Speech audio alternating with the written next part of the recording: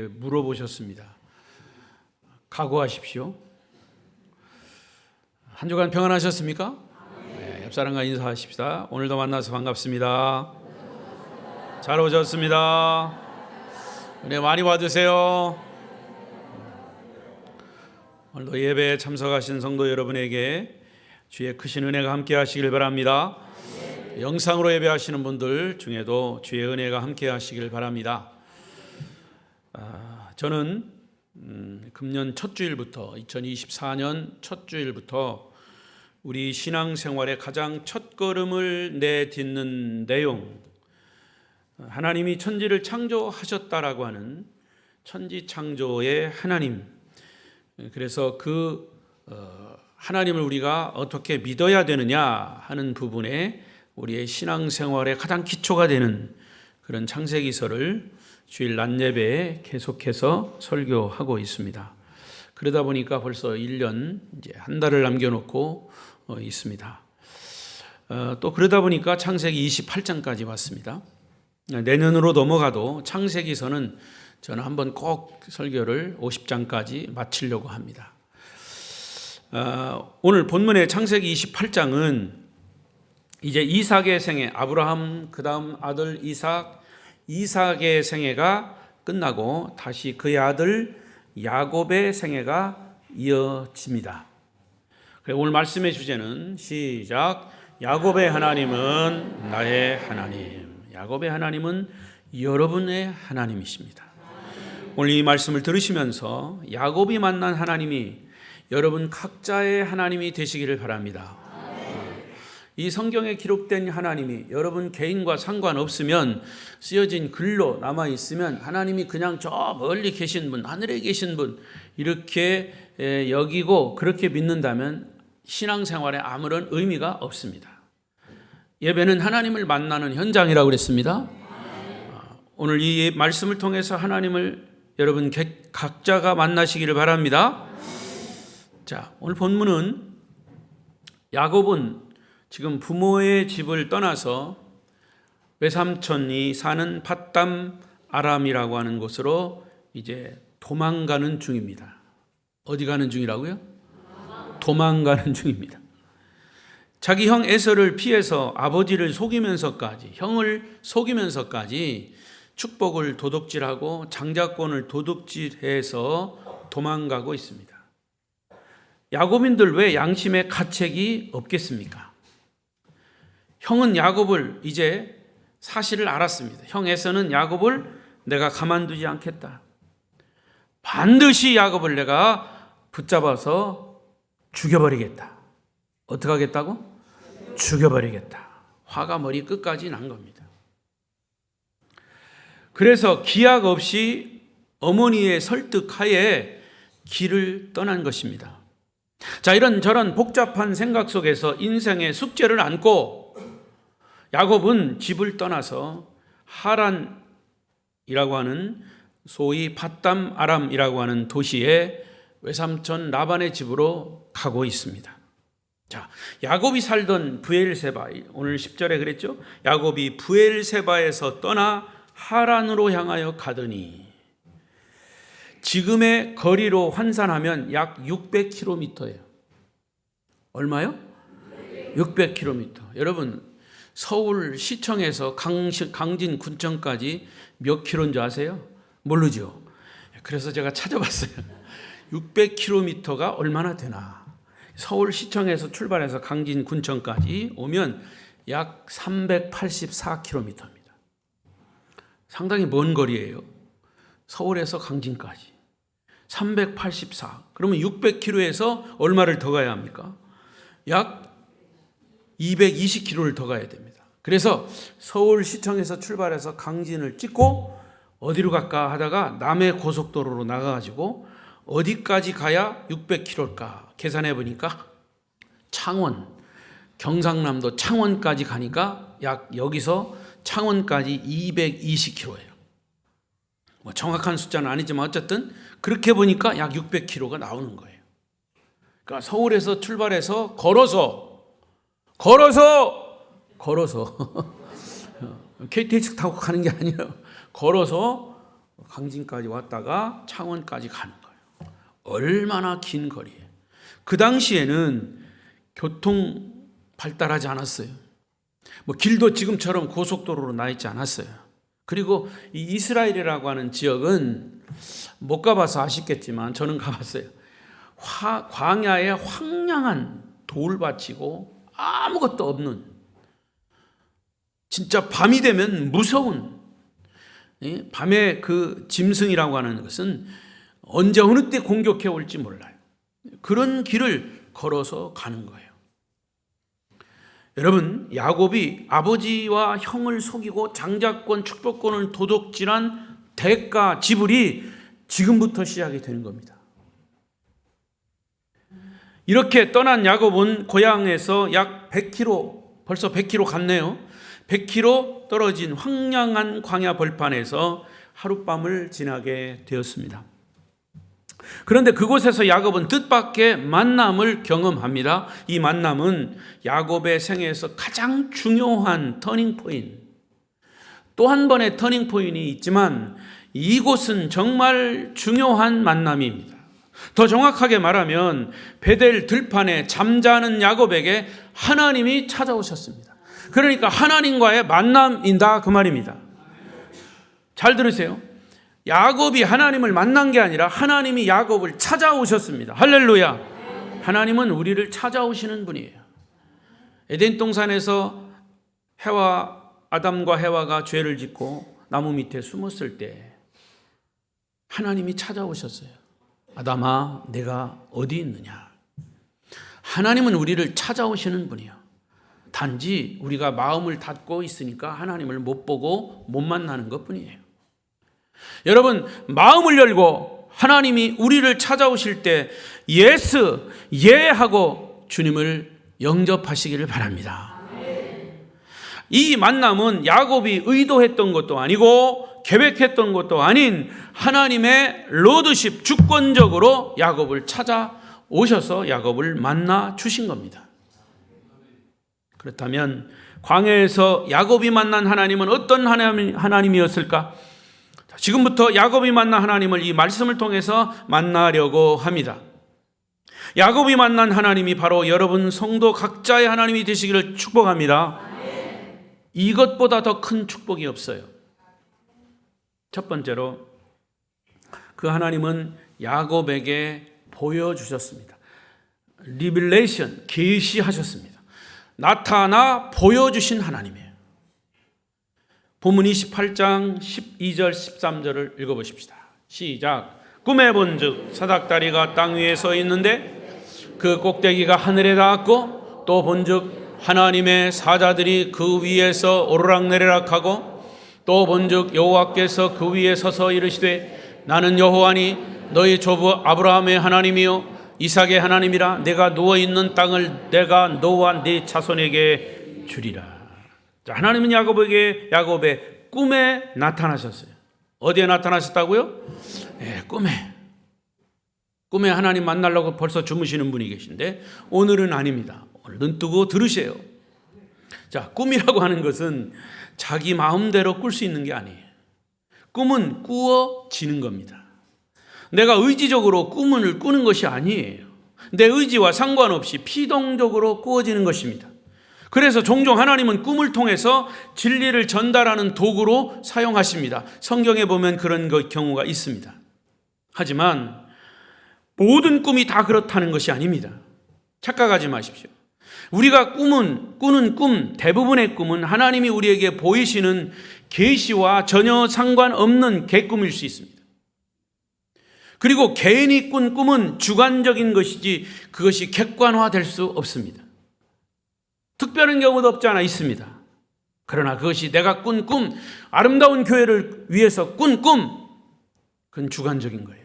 그것을 객관화하면 조심해야 합니다. 누구에게나 다 적용되는 것이 아니다 그 말이에요. 자, 그렇지만 그런 전제하에 하나님은 아주 드물게 꿈을 사용하셔서 당신의 뜻을 전달하는 도구로 사용하신다 그 말입니다. 지금 그렇게 야곱을 통해서 하나님이 자기를 보여주시면서 야곱과 하나님의 뜻을 전달하는 도구로 꿈을 사용하십니다. 그날도 야곱은 정신적, 육체적으로 너무너무 피곤한 몸을 눕히고 밤이 되어서 하룻밤을 황량한 들판에서 돌을 베개 삼아 잠을 청하고 있습니다.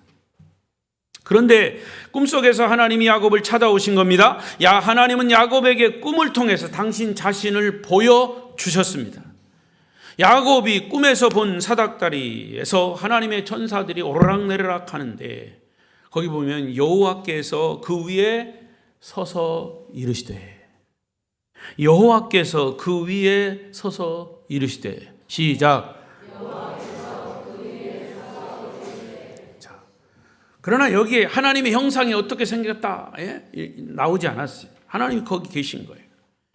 하나님이 천사들을 거느리고 야곱을 만나러 오신 겁니다. 그 당시 야곱은 하나님을 만날 준비가 전혀 되어 있지 않았습니다. 지금 이 시점은 설사 하나님을 만나는 것을 생각했어도 아마 두려웠을 겁니다. 그러나 하나님이 그를 만나기 위해서 직접 찾아오셨다는 거죠.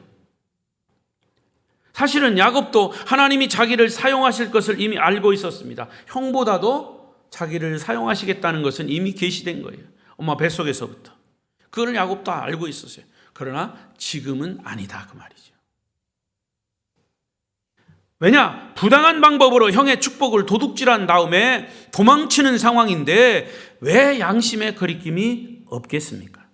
그러나 하나님이 이런 야곱을 찾아오셔서 자신을 계시하신 겁니다. 보여주신 겁니다. 여러분, 성경에 나타난 하나님은 항상 당신을 열어 보여주시고 계십니다. 우리에게 먼저 찾아오시는 하나님이심을 믿으시기 바랍니다. 성경을 펼쳐 읽어보십시오. 하나님이 그 시간 이 성경을 통해서 여러분 개인을 찾아가시는 거예요. 그걸 왜 모르십니까? 우리가 하나님이 두려워 피할 때도, 우리 그분에게서 우리가 도망을 칠 때에도, 그분을 잊어버리고 있을 때도 하나님은 우리를 찾아오시는 거예요. 찾아오시는 하나님 믿으시기 바랍니다. 두 번째로, 찾아오셔서 하나님은 야곱과 약속하십니다. 시작. 야곱과 약속하시는 하나님. 성경에 나타난 하나님의 특성 중에 하나는 약속하시는 분이시다. 하나님은 약속하시는 분이시다. 시작. 그래서 성경을 일컬어 하나님 말씀으로 기록된 약속의 책이라고 하지 않습니까? 기독교는 언약의 종교입니다. 다른 종교와 비교해도 기독교처럼 언약이라고 하는, 약속이라고 하는 것이 신과 인간 사이에 아주 중요한 역할을 하는 종교는 없습니다. 그래서 성경을 다음과 같이 나누죠. 하나님과 인간과 맺은 옛 약속은 예수님이 이 땅에 인간으로 오시기 전에 약속, 소위 Old Testament 구약입니다. 구약.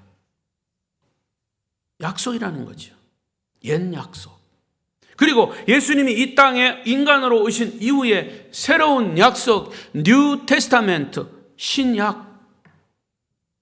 그래서 성경은 구약과 신약으로 나누어져 있습니다. 구약이 몇 권이지요? 구구단을 여러분 잊어버리셨네. 구약은 39권, 3구는 신약은 27권. 그래서 합해서 66권이에요. 약속이에요. 약속의 책입니다. 약속의 책. 그래서 기독교는 언약의 종교이며 하나님은 언약의 하나님이시다. 그러면 왜 하나님은 인간과 약속을 하고 싶어 하실까? 딱 한 단어로 말하면 그 약속의 핵심은 뭐냐? 사랑입니다. 요한복음 3장 16절 시작. 하나님이 세상 이처럼 사랑하사 독생자를 주셨으니 이는 그를 믿는 자마다 멸망하지 않고 영생을 얻게 하려 하십니다. 이건 다 외우셔야 돼요. 다른 건 몰라도 이것을 외우셔야 돼요. 자, 하나님이 우리를 사랑하시기 위해서 이 땅에 독생자로 오셨어요. 그리고 우리의 죄를 위해서 죽으셨어요. 그리고 우리의 죄를 용서하시기 위해서 부활하셨어요. 이게 하나님의 사랑입니다. 그 사랑의 특성은 하나님의 일방통행 사랑입니다. 여러분, 하나님은 우리에게 거의 일방적으로 약속을 하세요. 왜냐? 우리를 사랑하시기 때문에. 여러분, 사랑하면 사랑하는 사람과 약속하고 싶어 합니다. 여러분은 자꾸 약속하고 싶어 하는 사랑에 빠져본 적이 있습니까? 저는 지금으로부터 약 40년 전 그런 사랑에 빠진 적이 있습니다. 사랑에 빠지니까 상대방이 요구하지 않았는데도 그 사람과 자꾸 약속을 하고 싶어요. 만날 약속. 왜냐고요? 그 여인을 사랑하기 때문에. 여러분, 하나님은 우리를 사랑하시기 때문에 우리와 약속을 하고 싶어 하십니다. 아니, 일방적으로 약속하셨습니다. 그 약속이 성경이에요. 13장 14절에 13절 14절 또 읽겠습니다. 시작. 또 본즉 여호와께서 그 위에 서서 이르시되 나는 여호와니 너의 조부 아브라함의 하나님이요 이삭의 하나님이라. 내가 누워있는 땅을 내가 너와 내 자손에게 주리니 내 자손이 땅의 티끌같이 되어 내가 서쪽과 동쪽과 북쪽과 남쪽으로 퍼져나갈 것이며 땅의 모든 족속이 너와 네 자손으로 말미암아 복을 받으리라. 자, 하나님이 야곱을 찾아오셔서 꿈에 찾아오셔서 야곱에게 하신 약속, 중요한 약속, 여기서 세 가지 일방적인 약속을 하셨어요. 첫 번째 약속은 뭐냐? 땅을 주겠다라고 하는 약속이에요. 13절에 이 땅이라고 하는 것은 지금의 가나안 땅, 지금의 이스라엘 땅입니다.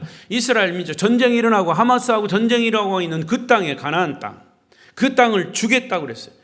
여러분, 그래서 지금의 이스라엘 무슨 총리죠? 그 총리도 무슨 이야기를 할 때마다 이것 우리의 이 땅은 하나님이 아브라함 때부터 주신 땅이다, 그렇게 얘기합니다. 그러니까 그 구약의 그 말씀들을 철저히 믿어요, 이스라엘 백성들은. 그걸 주장하는 거예요. 이 땅을 그 어느 누구에게도 우리가 빼앗길 수 없다. 아람 민족에게, 주변에 둘러싸고 있는 아람 민족에게 이 땅을 빼앗길 수 없다, 이렇게 주장합니다. 지금까지도. 지금 그 이 땅은 어디냐? 성경에 나오는 구약 아브라함으로부터 시작된 이삭, 야곱 이어가는 그 땅. 하나님이 그 땅을 주시겠다고 하나님이 약속하셨어요. 누구에게나 이 땅이라고 하는 것은 하나님이 우리에게 주신 선물이에요. 여러분, 개인 등기가 있어도 그것은 하나님이 주신 거예요. 믿거나 말거나 하나님 주신 기업이에요. 그런데 하나님이 사람들에게 주신 이 땅을 사람의 욕심대로 많이 찾으려고, 많이 차지하려고 합니다. 여러분, 세계사를 보면요, 결국에는 땅 뺏기 전쟁이에요. 세계 역사는 땅 뺏기예요. 러시아에도 땅 뺏기, 이스라엘도 땅 뺏기. 결과적으로는 그렇다 이거죠. 근데 성경은 뭐라고 말하느냐? 일정 기간 동안 우리가 땅을 소유하고 있다가 다시 하나님께 돌려드리는 것으로, 특히 안식년을 7번 지낸 희년이면 그 땅을 하나님께 다시 돌려드려야 합니다. 그래서 그 땅이 특별한 사람들에 의해서 독점되지 않고 많은 사람들이 골고루 나누어 갖도록 되어 있어요. 이게 성경적인 원리입니다.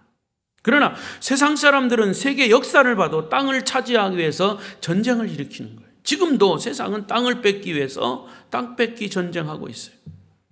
인간의 역사는 땅 뺏기라. 그럼에도 하나님은 야곱에게 이 땅을 선물로 주셨습니다. 가나안 땅. 야곱의 후손인 모세와 여호수아를 통해서 이제 가나안 땅을 점령하지요.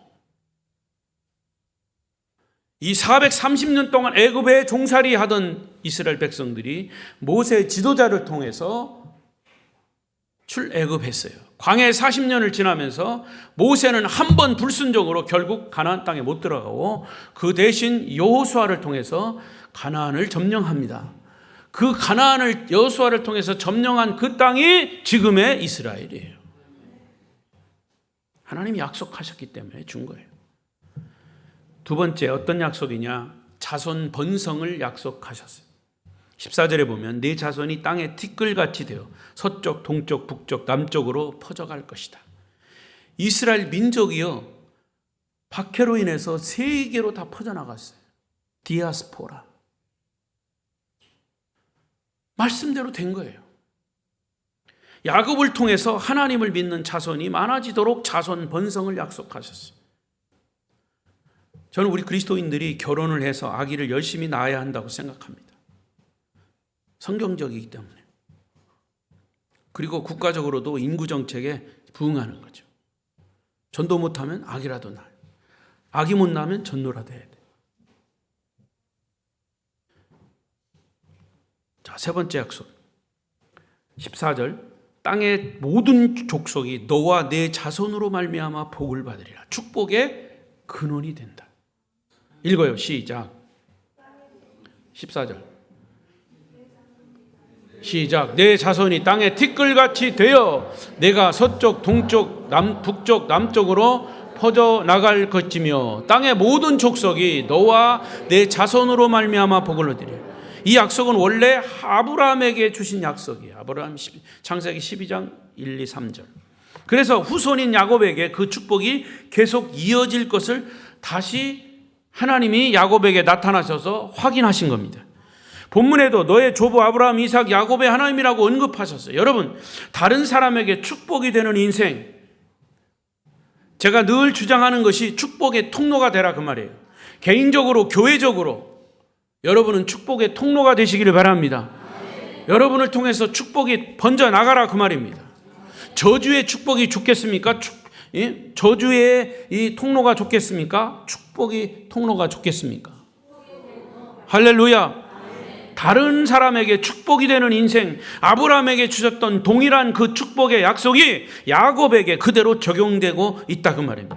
이렇게 하나님은 야곱에게 세 가지 약속을 하셨어요. 하지만 이 약속으로 끝난 것이 아니라, 자, 그 다음에 좀 더 구체적으로 이 약속을 실천하기 위한 세 가지 또 다른 약속을 하셨어요. 그게 15절이에요. 15절 읽겠습니다. 15절 없어요? 자, 여러분 책에 보십시오. 이런 때 이제 책을 보는 거예요. 15절 시작. 내가 어디로 가든지, 여기 있네요. 다시 자, 화면을 보시고, 고개 숙이면 조르니까 화면을 보시고 큰 소리로 시작.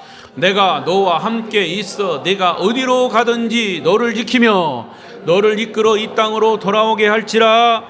내가 네게 허락한 것을 다 이루기까지 너를 떠나지 아니하리라 하신지라. 자, 하나님이 세 가지 약속을 하셨어요. 그리고 그 약속을 지킬 수 있도록 실천 사항을 알려주셨어요. 그건 야곱이 의지적으로 결단한 것도 있습니다. 첫째, 너와 함께 있겠다 그랬어요. 야곱이 어디를 가든지 함께 동행하시겠다라고 하는 것은 최고의 약속이에요. 할렐루야. 두 번째, 너를 지키겠다. 야곱과 함께 할 뿐 아니라 어려움을 당하지 않도록, 또 어려움을 당할지라도 내가 너를 지키고 보호해 주시겠다. 세 번째 약속, 너를 이끌어 다시 이 땅으로 돌아오게 할 것이다. 이 약속이 이루어질 때까지, 그리고 이 땅으로 다시 돌아올 때까지 인도해 주시겠다고 하는 약속. 할렐루야.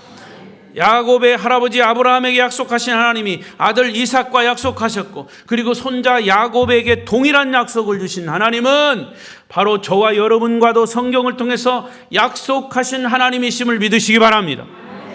오늘 시퍼렇게 살아계신 하나님이 저와 여러분에게도 약속하시고, 그 약속이 실현되는 인생을 살고 누리도록 동일한 약속으로 우리에게 찾아오셔서 확인하고 계심을 믿습니다.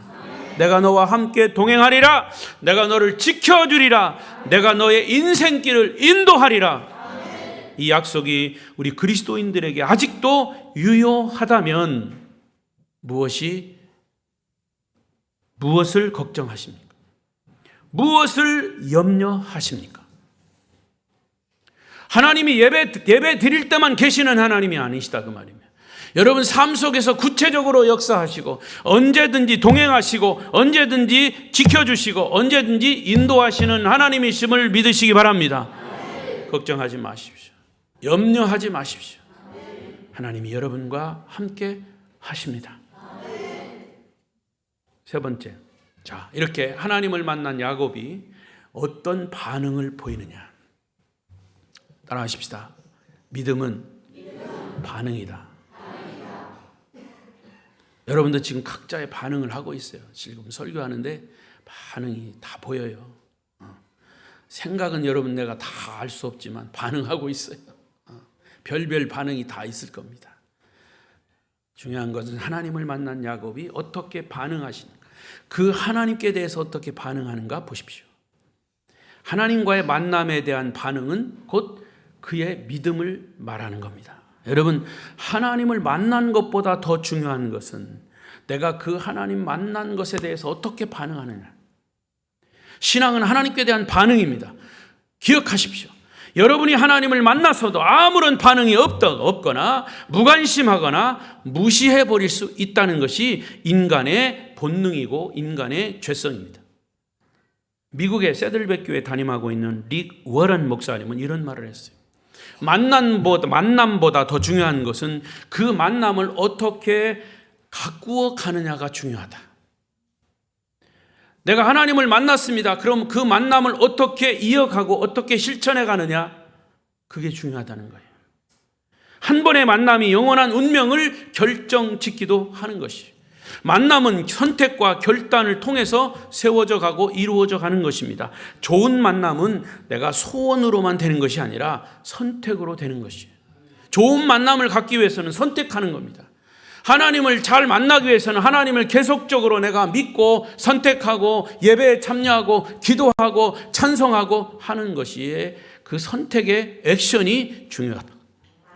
만남이 이루어질 때 우리는 또다시 인생을 선택해야 합니다. 그만큼 소중한 만남이 풍성하게 열매 맺기 위해서는 만남을 경험하는 우리의 의지적인 노력이 필요하다는 거죠. 그래서 이 목사님의, 리거렌 목사님 말씀에 저는 전적으로 동의합니다. 여러분은 우리를 만나러 오신 하나님의 섭리를 통해서 예수님을 믿고 구원받으신 것을 믿으십니까? 그렇다면 이제는 주님과의 만남을 가꾸어 나가는 것, 즉 믿음의 성장, 믿음의 성숙한 것까지 이르러야 한단 말이죠.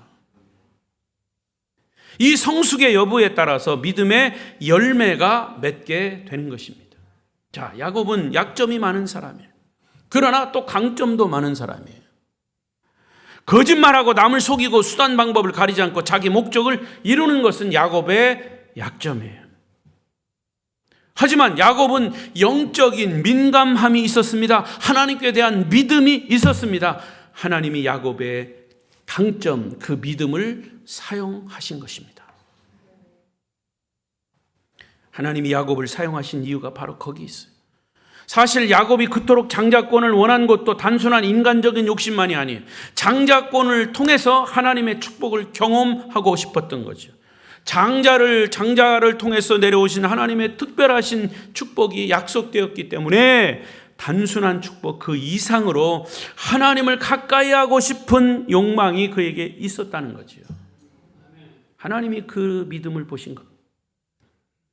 들판에서 야곱을 만나러 오신 하나님 앞에서 야곱이 보이는 반응을 주목하십시오. 창세기 28장 본문 16절 크게 읽습니다. 시작.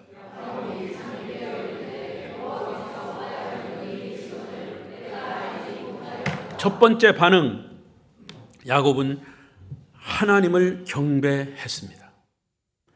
여기 경배라고 하는 단어는 나오지 않지만 예배의 본질이 뭐냐? 하나님을 경배하는 것이. 야곱이 자기를 만나러 오신 하나님께 고백합니다. 여호와께서 바로 과연 여기 계시거늘 내가 알지 못했다. 하나님의 임재입니다. 서두에 말씀드렸죠? 예배는 하나님의 임재, 하나님을 경험하는 현장입니다. 할렐루야. 하나님을 경험하는 현장. 그래서 야곱은 하나님이 여기 계신데 내가 그걸 알지 못했구나. 이게 반응이에요. 이게 예배예요. 하나님이 바로 여기 계신다고 하는 임재. 예배의 가장 중요한 본질은 하나님이 여기 함께 계십니다. 우리의 예배를 받으십니다. 하나님이 지금 우리의 예배를 받으시기 위해서, 찬양을 받으시기 위해서, 기도를 들으시기 위해서, 말씀을 주시기 위해서 우리는 예배 현장에 있는 것입니다. 저는 예배에 대한 설교를 할 때마다 강조하는 것이 바로 그 점입니다. 여러분이 예배당 안에 들어와서 예배를 드리면서도 하나님의 임재를 경험하지 못하고 나가셨다면 예배를 안 드린 거나 마찬가지예요. 시간만 때우고 간 거예요. 예배를 드리면서 하나님의 임재를 경험한 사건이 없으면 그 예배는 아무런 의미가 없는 예배예요. 몸만 왔다가 시간만 때우고 가는 거예요. 그러면 하나님의 임재란 무엇일까요? 영이신 하나님을 향해서 기도하고, 기도를 통해서 하나님을 잠깐이라도 느끼고, 찬송을 통해서 하나님을 고백하고, 설교를 통해서, 어떤 경우는 교회 소식을 통해서도 하나님을 직간접으로 느끼고 깨닫는 것이 하나님을 만나는 것이에요. 여러분, 오늘도 이 예배를 통해서 한 분도 빠짐없이 하나님을 만나지 않고 돌아가는 분 없기를 바랍니다. 17절 계속해서 보십시오. 시작. 이에 두려워하여 이르되 두렵도다 이곳이요 이것은 다름 아닌 하나님의 집이요 이는 하늘의 문이로다. 여기 야곱이 두려워하는 것은 어떤 공포가 아닙니다. 왜? 살아계신 하나님의 임재를 경험한 사람에게 나타난 거룩한 경외함. 따라하십시다. 거룩한 경외함. 하나님을 경외한다는 것은 예배 드리는 사람들이 공통적으로 느끼는 거룩한 감정입니다. 예배를 경험한 사람들의 신앙 고백이기도 합니다. 그래서 야곱은 하나님의 임재를 경험한 그 장소 이름을 하나님의 집이다, 벳엘이라고 졌습니다. 베이트엘, 베이트라고 하는 히브리 단어는 집이라는 뜻이고, 엘이라고 하는 것은 하나님이라는 뜻이에요. 벳엘, 하나님의 집. 그는 하나님의 집 안에 있었고 하나님의 집에서 하나님을 경배하는 축복을 누린 겁니다. 여러분, 예배당에 나오실 때 형식적인 예배가 아니라 진실로 하나님의 임재를 경험하시기를 바랍니다. 그러자면 먼저는 예배를 드리러 나오는 사람의 마음가짐이 하나님을 만나기 위한 준비가 필요합니다. 그런 하나님을 만나고자 하는 준비가 필요한 사람, 그런 마음이 들면 겉모습조차도 하나님을 만나는 사람의 모습으로 단정하게 준비해야 합니다. 우리가 어떤 귀한 손님을 만나거나 내가 존경하는 사람을 만날 때 그냥 자고 일어난 채로 푸시시한 모습으로 만납니까? 아니죠. 단장하잖아요. 뭐 새 옷을 사입으라는 얘기가 아니잖아요. 단정하게 귀한 손님을 만나는 것처럼 눈에 보이지 않지만 우리가 하나님을 만나는 자리에 나온다면 신경을 써야 돼요. 스리빠 찍찍 끌고 나오지 말고. 하나님을 예배하러 나오는 성도들의 옷차림과 마음가짐이 준비된 자세여야 한다. 하나님 만난 은혜가 있기를 바랍니다. 자, 두 번째, 하나님을 만난 야곱의 반응.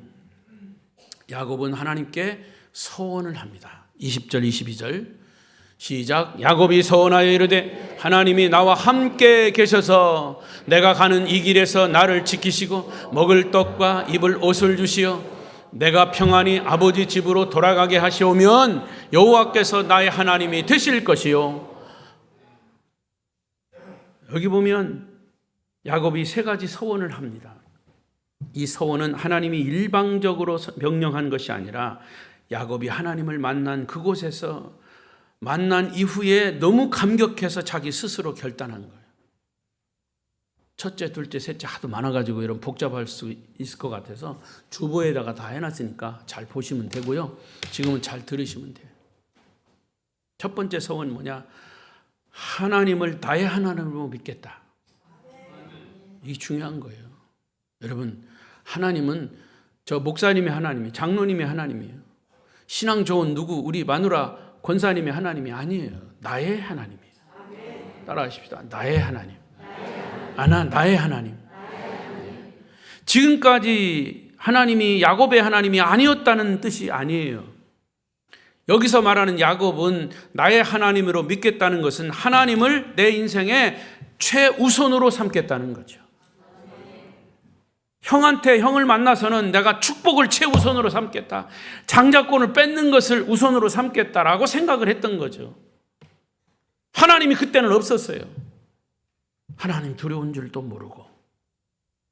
그러나 여기서 하나님을 만난 이후에 그는 서원합니다. 이제부터는 하나님을 최우선으로 삼겠습니다. 하나님을 나의 인생에서 가장 중요한 분으로 삼겠다고 하는 결단이죠. 여러분 생애에도 야곱처럼 하나님을 최우선으로 삼으시기를 바랍니다. 그리고 어떤 일이 벌어지는지 여러분 경험해 보십시오. 두 번째 서원은 이곳이 하나님을 예배하는 성전으로 삼겠다. 이 서원, 이 훗날 그 서원이 지켜졌어요. 야곱이 베델로 다시 돌아와서 제단을 쌓는 장면이 나옵니다. 창세기 35장 6절 7절 시작. 야곱과 그와 함께한 모든 사람이 가나안 땅 곧 베델에 이르고 그가 거기서 제단을 쌓고 그곳을 엘 베델이라 불렀으니 이는 그의 형의 낯을 피할 때에 하나님이 거기서 그에게 나타나셨음이더라. 야곱은 그가 서원한 대로 베델로 다시 돌아와서 거기서 제단을 쌓고 예배를 드렸어요. 그는 하나님을 만났던 장소를 예배의 처소가 되도록 한 것입니다. 야곱은 그가 서원한 것을 철저하게 지켰습니다. 세 번째 서원, 하나님께서 내게 주신 모든 것에서 10분의 1을 내가 반드시 하나님께 드리겠습니다. 시작.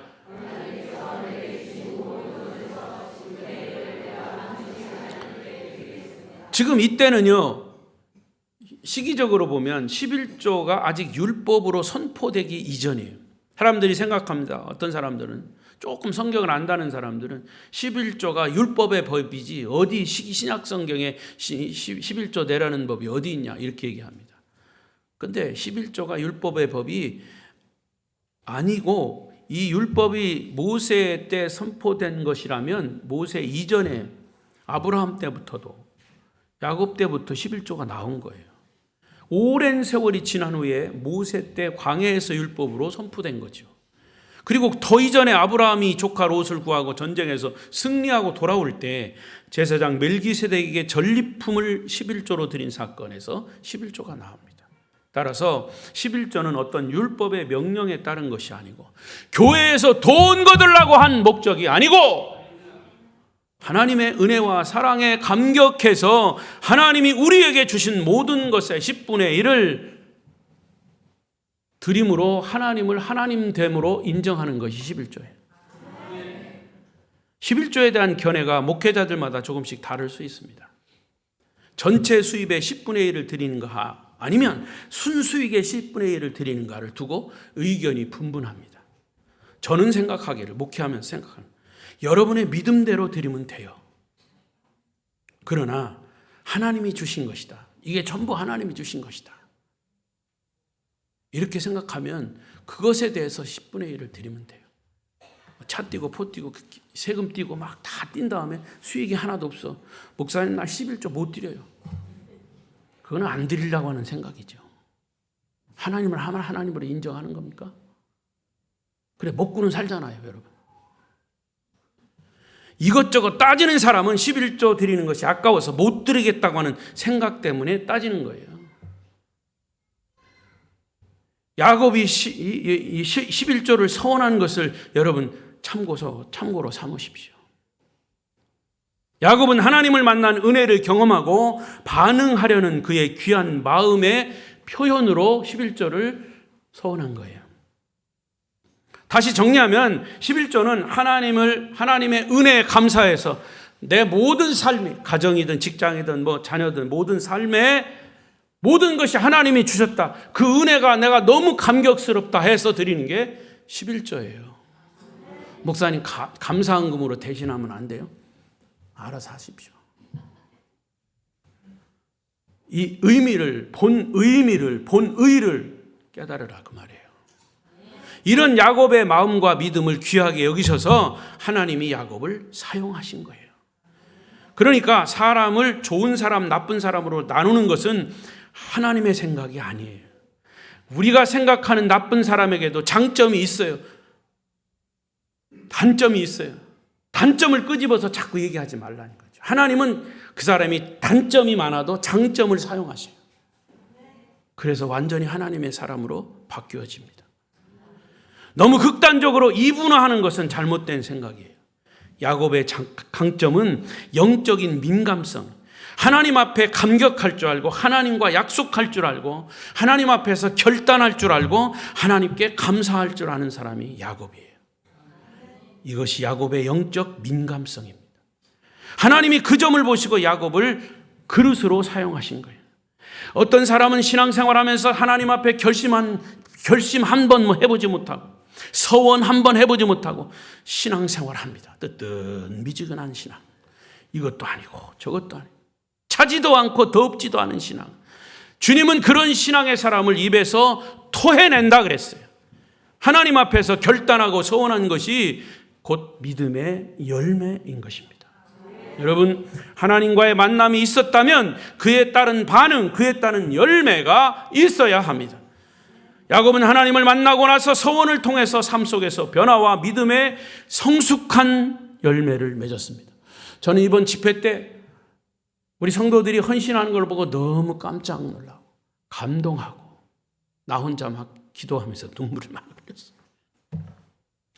성도들의 어떤 결단과 서원, 결단한 것을 그렇게 예물로 헌신하는 것. 여러분, 이게 쉽지 않은 거예요. 제가 목회 경험을 봐도